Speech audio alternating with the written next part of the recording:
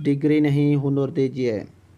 Toyota, ڈیٹسو، Datsun, Hino, Honda, Suzuki, Kawasaki, Lexus, Mazda, Mitsubishi, Nissan, Isuzu اور Yamaha, یہ تمام برانڈز جاپان کی ہیں، جبکہ شیورلیٹ، ہونڈائی اور ڈیوو جنوبی کوریا بناتا ہے۔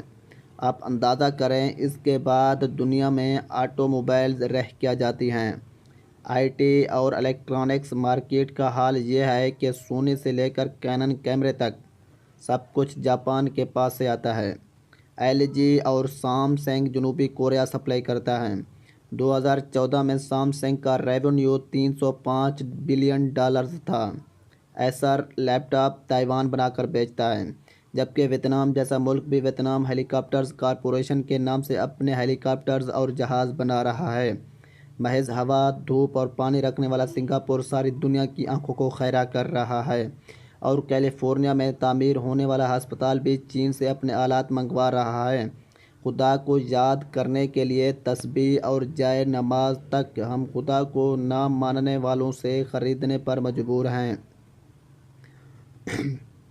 دنیا کے تعلیمی نظام پہلے نمبر پر فن لینڈ، جبکہ دوسرے نمبر پر جاپان اور تیسرے نمبر پر جنوبی کوریا ہے۔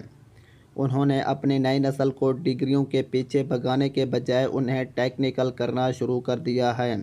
آپ کو سب سے زیادہ ایلیمنٹری اسکولز انہی تمام ممالک میں نظر آئیں گے۔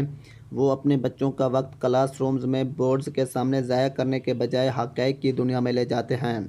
ایک بہت بڑا ووکیشنل انسٹیٹیوٹ اس وقت سنگاپور میں ہے، اور وہاں بچوں کا صرف 20% وقت کلاس روم میں گزرتا ہے۔ باقی 80% وقت بچے اپنے اپنے شعبوں میں آٹو موبائلز اور آئی ٹی کی چیزوں سے کھیلتے گزارتے ہیں۔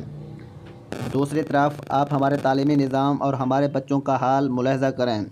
آپ دل پر ہاتھ رکھ کر بتائیں، B A, B Com, M Com, B B A, M B A, engineering کے سینکڑوں شعبہ جات میں بے تحاشا ڈگریاں، اور اس کے علاوہ 4 سال تک کلاس رومز میں جی پی کے لیے خوار ہوتے لڑکے لڑکیاں کون سا تیر مار رہے ہیں۔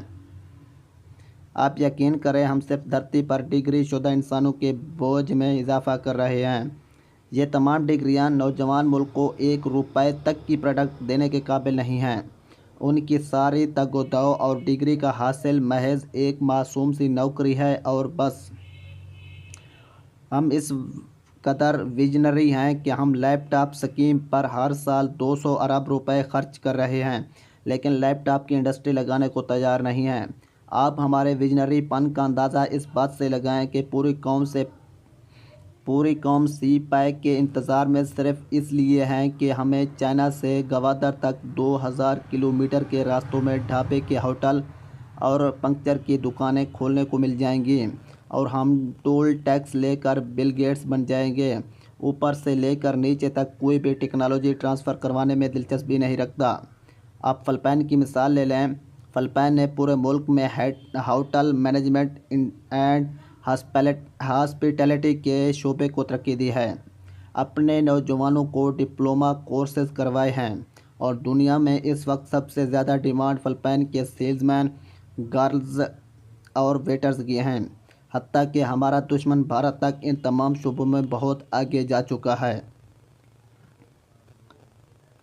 آئی ٹی انڈسٹری میں سب سے زیادہ نوجوان ساری دنیا میں بھارت سے جاتے ہیں، جبکہ آپ کو دنیا کے تقریباً ہر ممالک میں بڑی تعداد میں بھارتی لڑکے لڑکیاں سیلز مین، گرلز، ویٹرز اور ویٹریسز نظر آتے ہیں۔ پروفیشنل ہونے کی وجہ سے ان کی تنخواہیں بھی پاکستانیوں کے مقابلے میں 10 گنا زیادہ ہوتی ہیں، اور دوسری طرف لے دے کر ایک مری ہی ہمارے لیے ناسور بن چکا ہے، جہاں کے لوگوں کو سیاحوں کی عزت تک کرنا نہیں آتی۔ چینی کہاوت ہے کہ اگر تم کسی کی مدد کرنا چاہتے ہو تو اس کو مچھلی دینے کی بجائے مچھلی پکڑنا سکھا دو۔ چینیوں کے تو یہ بات سمجھ آ گئی ہے، کاش ہمارے بھی سمجھ آ جائے۔ حضرت علی نے فرمایا تھا کہ ہنر مند